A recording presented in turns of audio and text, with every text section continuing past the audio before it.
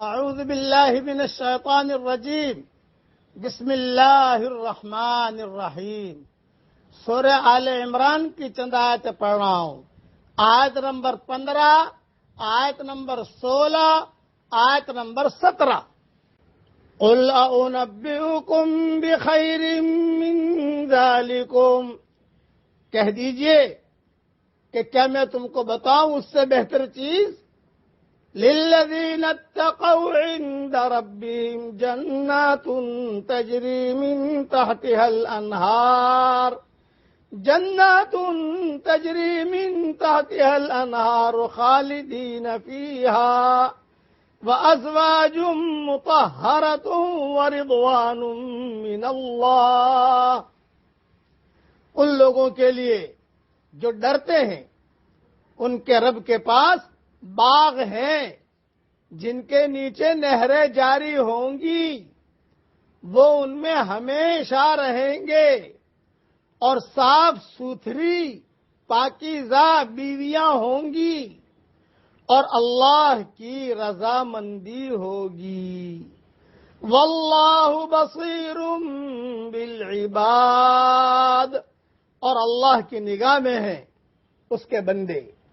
الذين يقولون ربنا إننا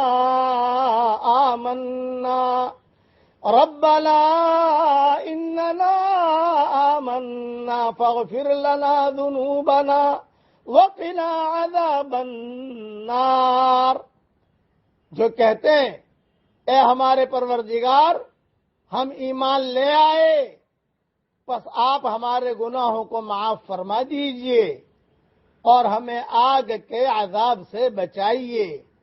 الصابرین والصادقین والقانتین والمنفقین والمستغفرین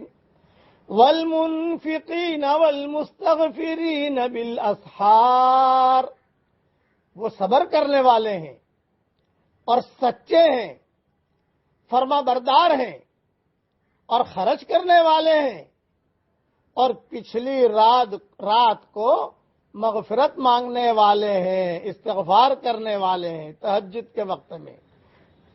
بس اس کی مختصر سی تشریح جو بہت اہم ہے، دھیان سے سن لیجئے. اس آیت میں اہل ایمان کو بتلایا جا رہا ہے کہ دنیا کی مذکورہ چیزوں میں ہی مت کھو جاؤ. عورتوں میں، بچوں میں، اس سے اوپر والی آیت تشریح میں کر چکا ہوں پہلے کہ اس کے اندر مت کھو جاؤ، بلکہ ان سے بہتر تو وہ زندگی اور اس کی نعمتیں ہیں جو رب کے پاس ہیں، جن کے مستحق اہل تقوی ہی ہوں گے. اس لیے ہم سب کو تقوی اختیار کرنا چاہیے. اگر یہ ہمارے اندر پیدا ہو گیا تو یقیناً ہم دین و دنیا کی بھلائیاں اپنے دامن میں سمیٹ لیں گے. اگر تقوی ہماری زندگی میں آ گیا تو یقیناً ہم دین اور دنیا کی بھلائیاں اپنے دامن میں سمیٹ لیں گے. پاکیزہ بیویاں کیا مطلب؟ یعنی وہاں کی جو لڑکیاں ہوں گی، وہاں کی جو حوریں ہوں گی، وہاں کی جو بیویاں ہوں گی، وہ دنیاوی میل کچیل، حیض، نفاس اور دیگر آلودگیوں سے اور زائد بالوں سے، منہ کے بدبو سے، بغل کے بدبو سے اور دیگر آلودگیوں سے پاک ہوں گی، اور پاک دامن بھی ہوں گی. اس سے اگلی آیت وہ آیت ہے جس میں اہل تقوی کی صفات کا ذکر ہے، جس میں نے بیان کیا الذین یقولون ربنا اننا آمنا، یہ اہل تقوی کی صفات ہیں. اس لیے تقوی ہمیں اختیار کرنا چاہیے. دنیا امتحان کی جگہ ہے، اس لیے یہاں کی چیزوں میں آدمی کے لیے ظاہری کشش رکھی گئی ہے. اب اللہ یہ دیکھنا چاہتا ہے کہ کون ہے جو ظاہری کشش سے متاثر ہو کر دنیا کی چیزوں میں کھو جاتا ہے. جو شخص آخرت کی مستقل زندگی کو اپنی توجہات کا مرکز بنائے، اس کی زندگی کیسی زندگی ہوگی؟ دنیا کی رونقیں اس کی نظر میں حقیر بن جائے گی. وہ اس یقین سے بھر جائے گا کہ آخرت کا معاملہ تمام تر اللہ کے اختیار میں ہے. اس کا نتیجہ یہ ہوگا کہ وہ سب سے زیادہ اللہ سے ڈرے گا اور سب سے زیادہ آخرت کا حریص بن جائے گا۔ معاملات میں وہ اپنے خواہش کے پیچھے نہیں چلے گا، بلکہ اللہ کی عدالت کو سامنے رکھ کر اپنا رویہ متعین کرے گا۔ اس کے قول اور عمل میں فرق نہیں ہوگا، اس کا مال اپنا مال نہ رہے گا بلکہ خدا کے لیے وقف ہو جائے گا۔ اللہ کی راہ میں چلنے میں خواہ کتنی ہی مشکلیں پیش آئیں، وہ پوری استقامت کے ساتھ اس پر قائم رہے گا۔ کیوں؟